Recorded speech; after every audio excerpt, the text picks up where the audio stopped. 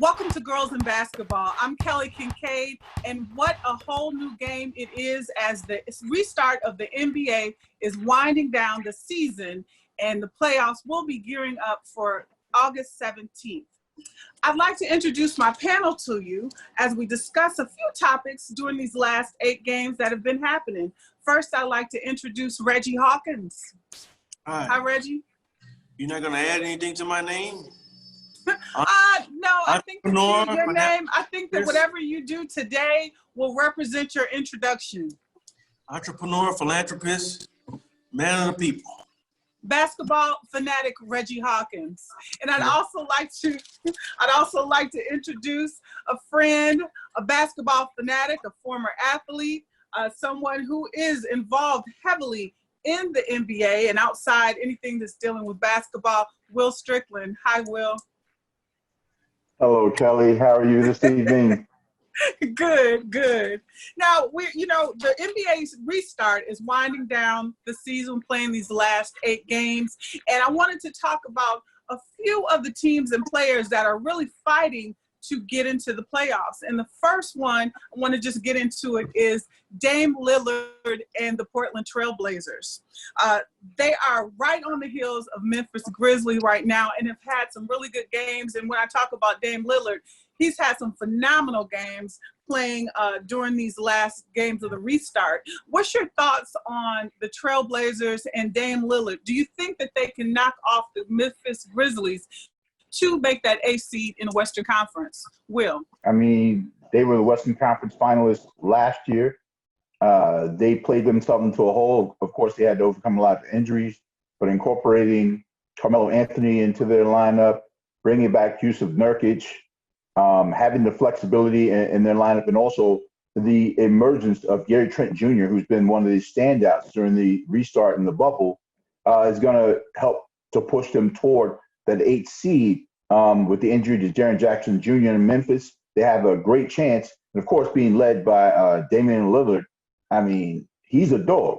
So at the end of the day, giving them a great opportunity to face Los Angeles Lakers in the first round is they're right at the precipice. So I expect it to be, the experience to win out over Memphis if they go into the play-in games. And Reggie, with the Portland Trail Blazers, they had a couple of disappointing losses with the Boston Celtics and also with the LA Clippers without Kawhi Leonard. Do you think they can really nudge up against the Grizzlies and make it into the finals? I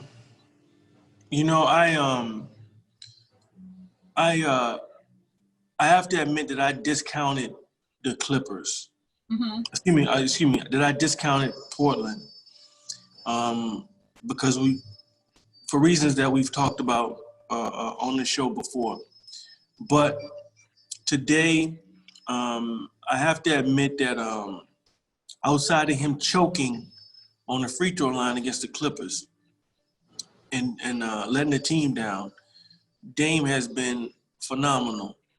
And I do think that this last push could take them into the playoffs, overtaking the Memphis Grizzlies. So it's honestly been a shock. I thought it was going to be the last seed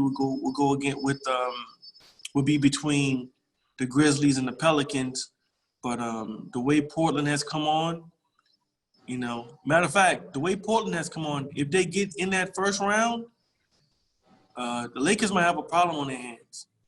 Yeah, I think you both are former athletes, and you guys know the basketball court. No. I'm a current athlete. Okay, both of you guys are, once an athlete, always an athlete. I will say both of you all. And you stated that Dame choked. I think that sometimes as a player, do you think that it was choking or just that's something that's happened? Because you both can agree that Dame has that dog in him. It was one of those things, though, this time. Why would you call that a choke? You said one of those things. I don't know how you guys look at basketball in Flint, but everywhere around the world, when the game's on, when the game's on the line, and it's time for you to take your team to a victory, and you're at that free throw line by yourself, they don't call it O throw, they call it free throw. right? All through. Mm-hmm. They don't call you don't owe anything. It's for free. And you choke at that line and cost the team a victory. Especially in a crucial time like this, I was surprised and shocked at the leader of the team, Dame Dollar. But we'll see. We will see. No, I'm not surprised by it. It happens, Right. and I think the amount of effort that they made, it happens. It's no one is infallible in that way, and I understand your position, Reggie. But I'll say, and it's a crucial time, especially because they're trying to make the playoffs. So it was a crucial moment, no doubt. But I think the energy they've had to expend to chase for that eighth seed, or even get in that position for the play-in series against the eighth seed, is great, and they're going to need some time off. But I think with Memphis facing Boston, Toronto, and I think, if I can recall, either the Lakers or someone else in their last three games without Jaren Jackson Jr., Gorgie Jang is not going to be the answer. It's going to be tough for them to hold off the Portland Trailblazers. And I think going into the playoffs and having that short layoff before that, we're going to find out they might lose the first two games and everybody will count Portland out.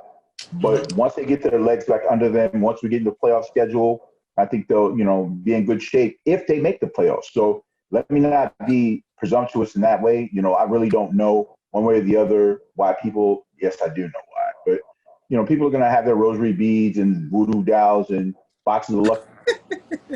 Yeah. So comes out hoping that somehow there's going to be one of the greatest upsets in NBA history.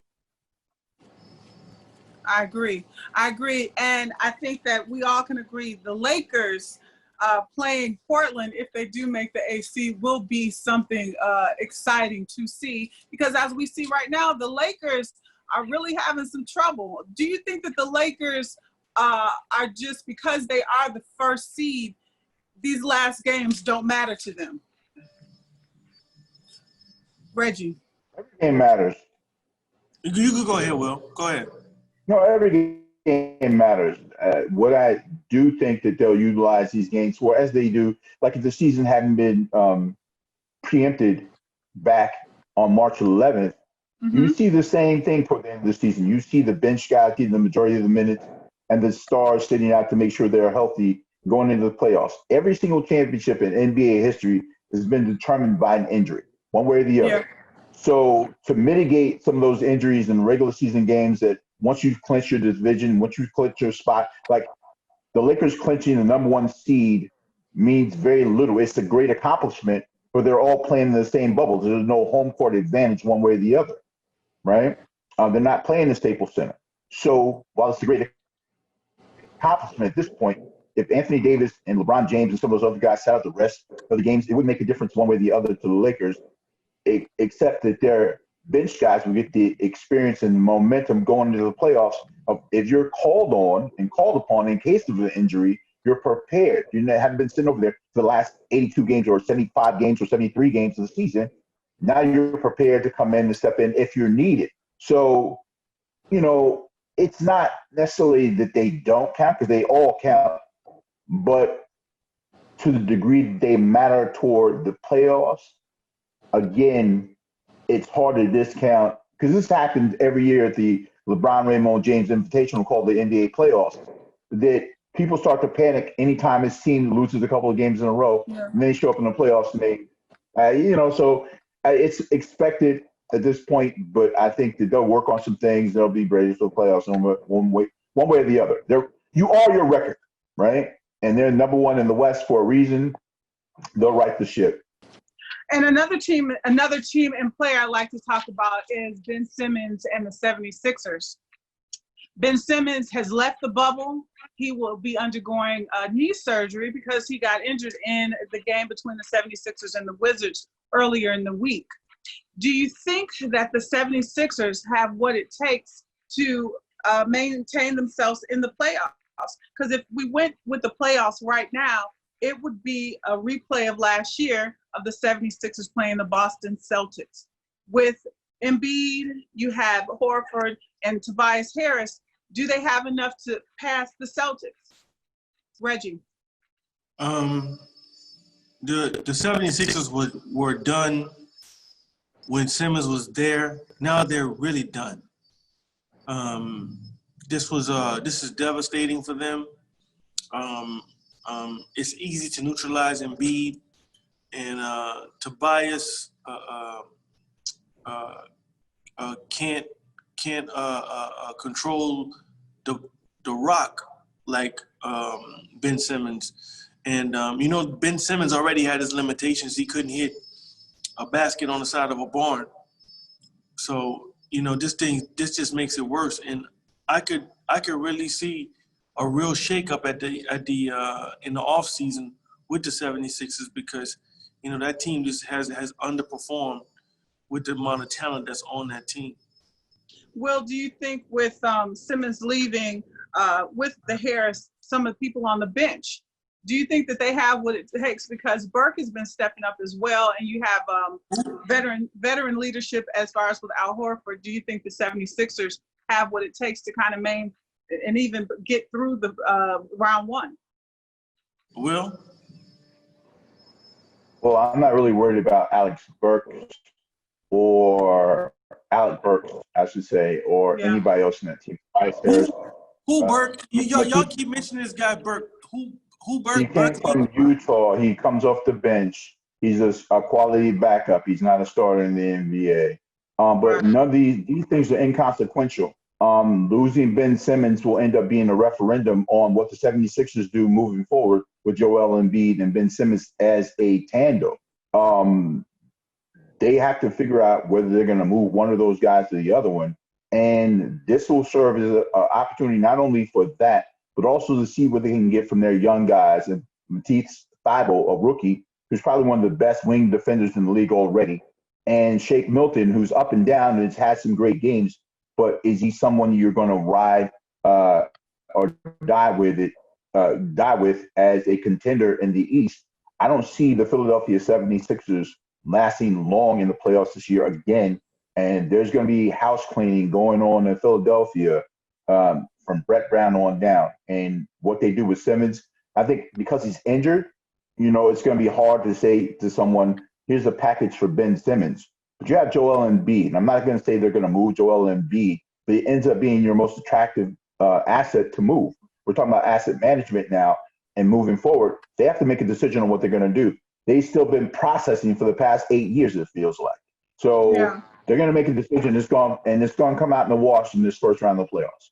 So do you think for next season it's either or, Simmons or Embiid, for when we go into the next season, whenever that is?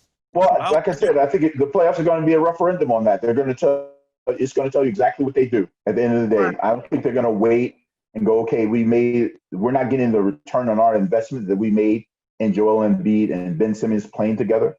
We thought we could go big this year by bringing in Al Horford, who had traditionally terrorized Joel Embiid in the playoffs when he was in Boston, and he hasn't panned out in the way they wanted to. So they may end up revamping their entire team. Are they going to build around Ben Simmons or Joel Embiid is going to be the question.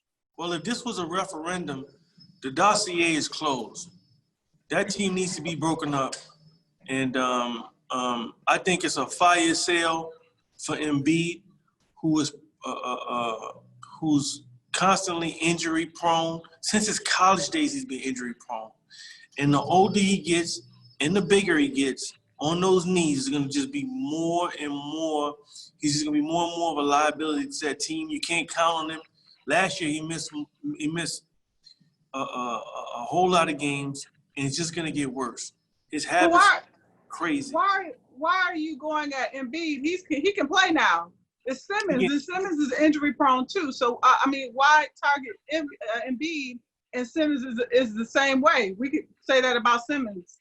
He's still working on his shot. You can't say that about Simmons because Simmons is not perpetually hurt. Embiid is. He set out with soreness this season.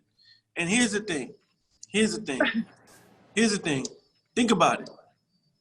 When you got a big man like an Embiid or a Shaq who doesn't come in shape, who doesn't take this thing serious, you know what? I'd keep Simmons.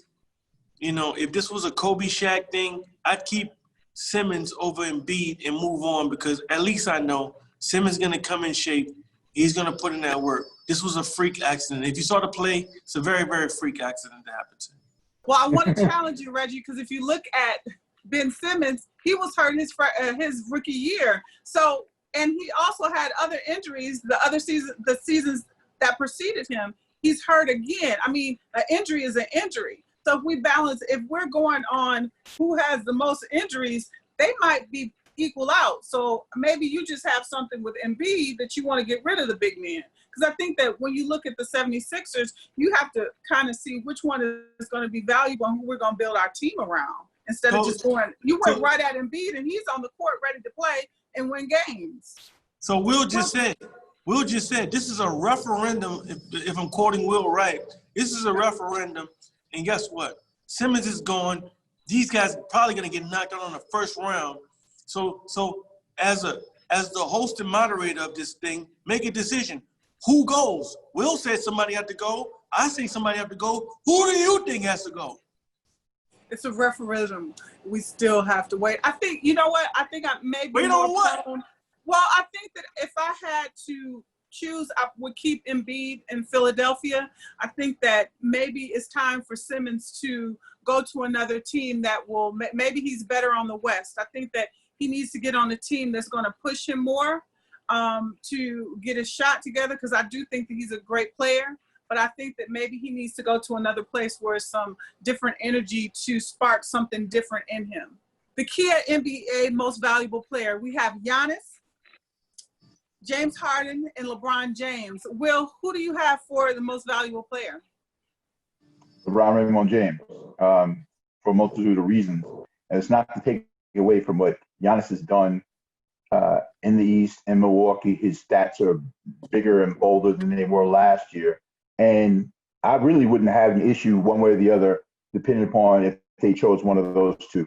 I don't believe that James Harden is in that caliber, but I do believe that, you know, the narrative around LeBron is also going to help. Whether you say, oh, when he was in the East, he won every year in the East.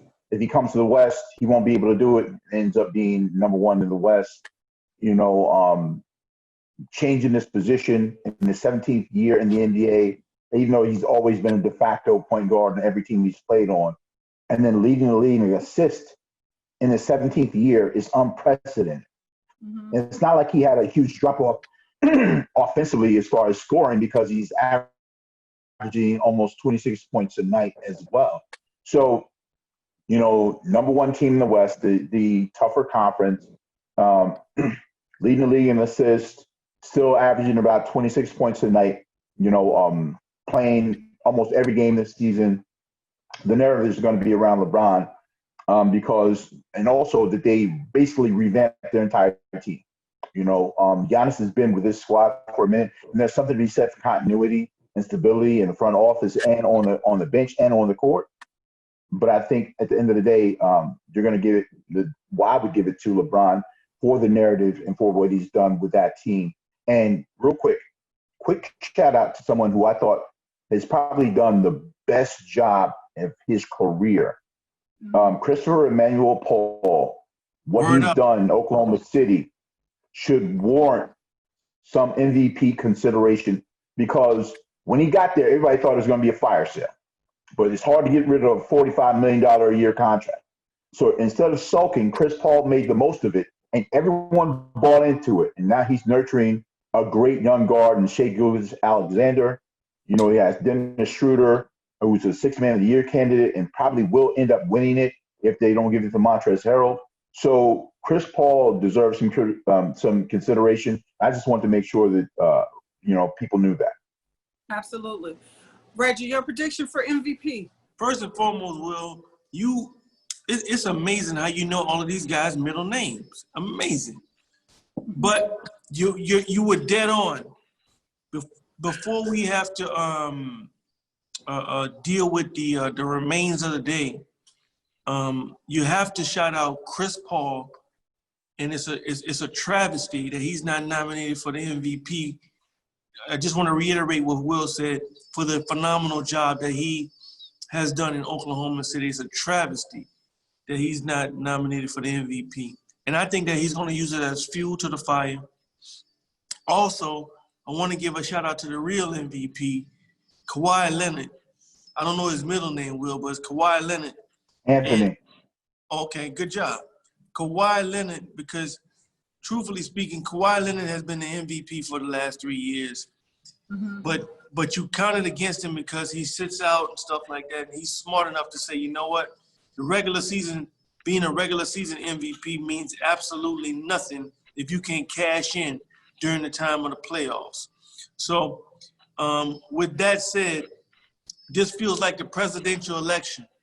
You just got to go with what's there. So James Harden is a perennial loser. So I don't think that he should be the MVP James Edward Harden Jr., sir. He's going to choke in this year's playoff like he's been choking in every other playoffs. Giannis Antetokounmpo, he showed that he's going to be nullified. They're going to take away his strengths. Everybody saw the tape. They want to give him the MVP. But guess what? I think for the feel-good story, for no other reason than the feel-good story, no other reason than he's the face of the league, you got to give the participation trophy to LeBron James. You're giving the participation. I'm wrapping it up right now. You're giving the participation trophy because he's a Black Lives Matter guy, all in the videos, all on the radio, like I continually said. He's a spokesperson for COVID. He's the reason why the league is back. He's all these different things. So give the honorary trophy, the participation trophy to LeBron James and let him ride out in the sunset because he won't win a championship this year. And he definitely won't win an MVP in the finals because he won't make it to the finals. Mark it. For the record, MVP is MVP. Your opinion is based on your opinion, and I'll let you say that.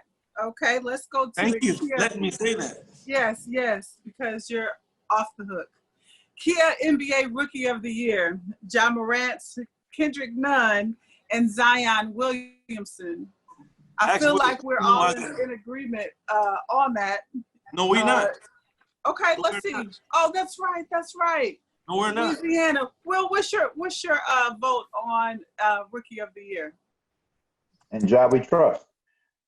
Demetrius Jamel Morant, without question, is the Rookie of the Year.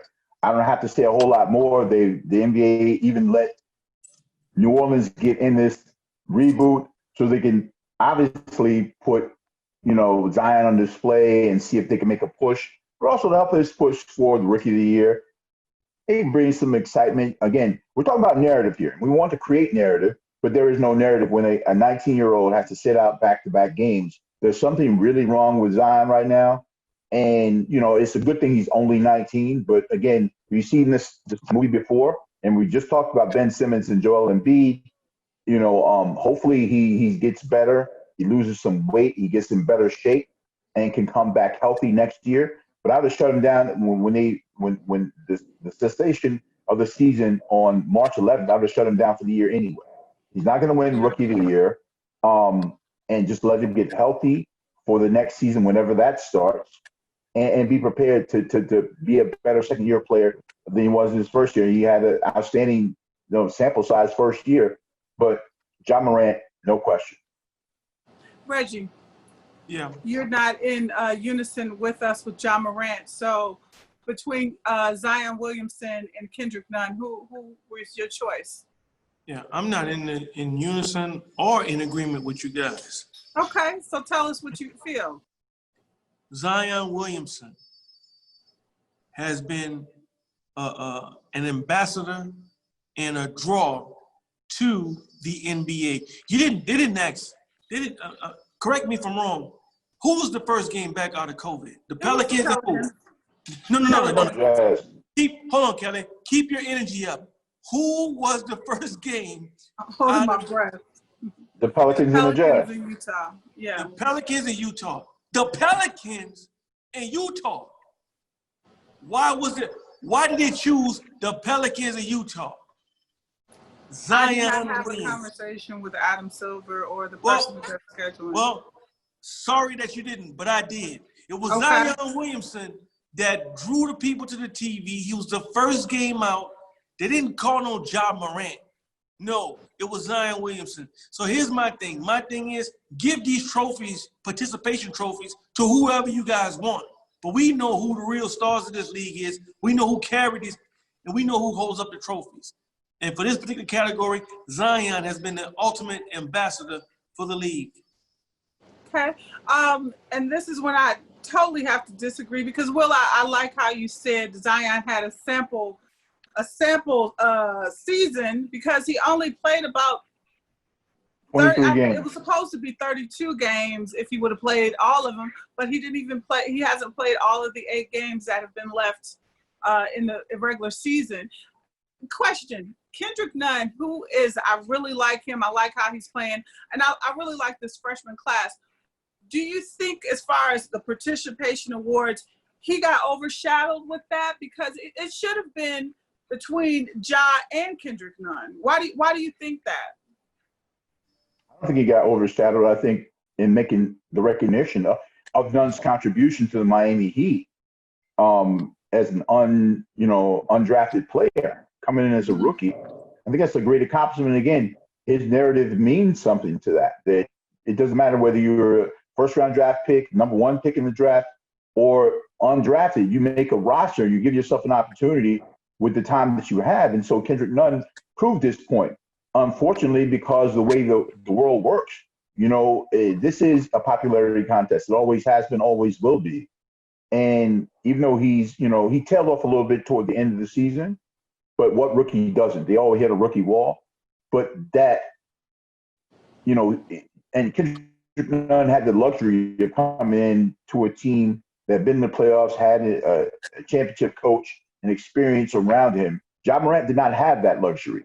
And so for him to take that team to the cusp of the playoffs, and right now, if the playoffs started today, they would be in the playoffs, is a great accomplishment for the Memphis Grizzlies and Ja Morant. So it's no disrespect to Kendrick Nunn, but he's earned his way on. I don't use the word deserve. It's the worst word in the English language. What do you guys think of the chances of Kendrick winning the Rookie of the Year? I'll help you. None. How many votes do you think he's going to get for the Rookie of the Year with those 3? None. Because guess what? Guess who goes to the TV to see Kendrick play? None. Nobody. Zero. He is not the face of the league. He's not electric like Zion Williams. Zion Williams is electricity personified. That's it. Moving on, the NBA Defensive Player of the Year award. We have Rudy Gobert of Utah Jazz, Anthony Davis, and Giannis Antetokounmpo. What's your thoughts on that Defensive Player of the Year, Reggie? Well, I'm going to X out Rudy because Rudy shut down the league with spreading COVID on microphones and everywhere else. He's the one. He's the one for the game break. If he's lucky enough to swindle the MVP again, he'll probably be MVP and Defensive Player of the Year. And I just wanted to make a statement. Like all these nominations are based off the season from start to March 11th. Will, your thoughts on Defensive Player of the Year, Rudy, Giannis, or Anthony Davis? It's hard to go wrong with any of those guys. But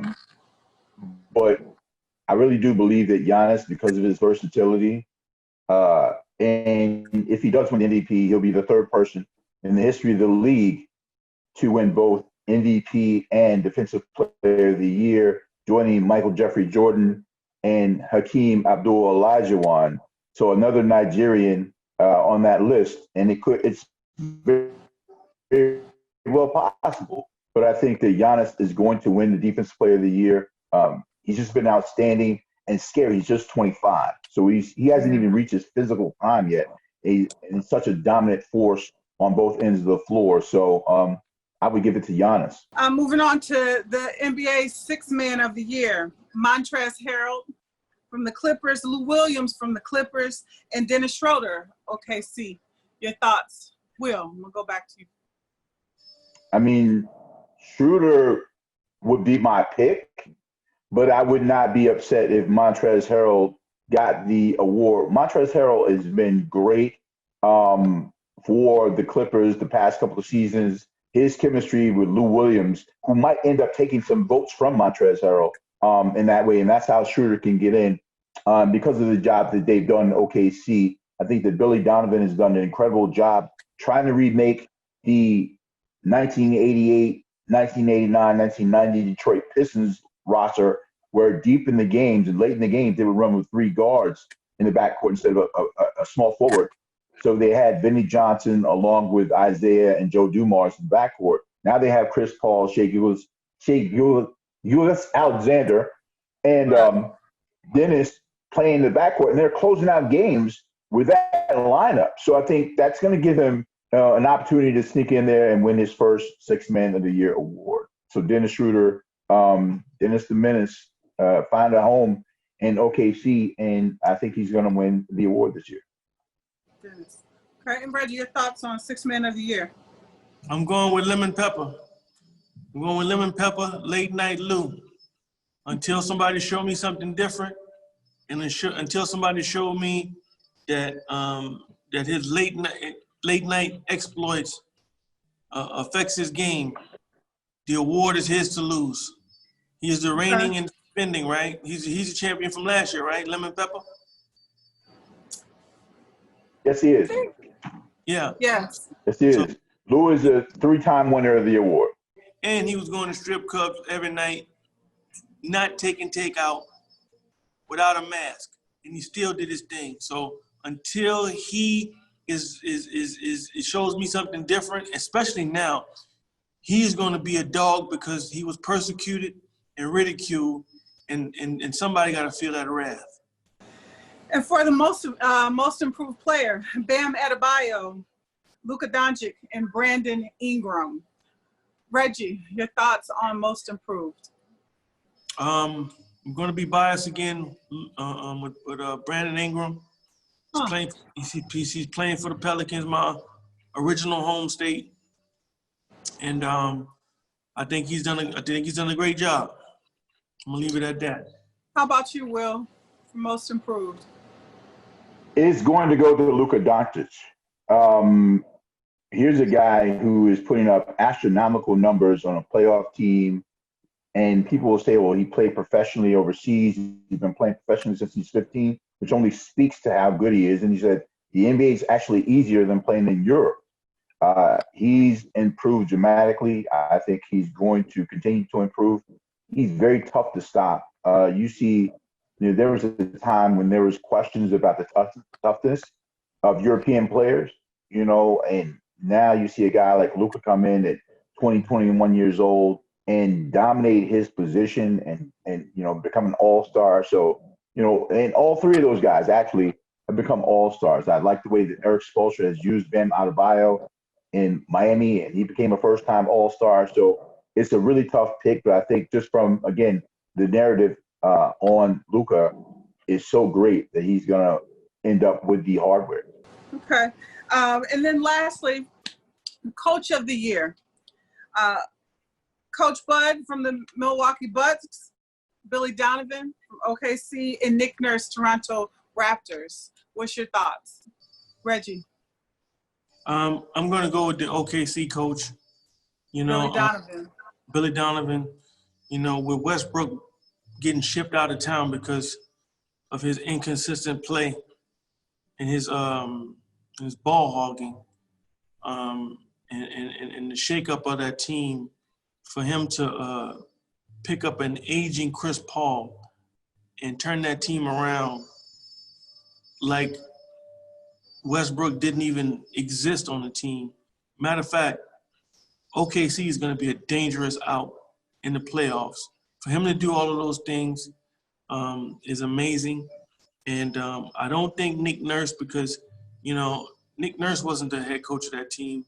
Kawhi Leonard was.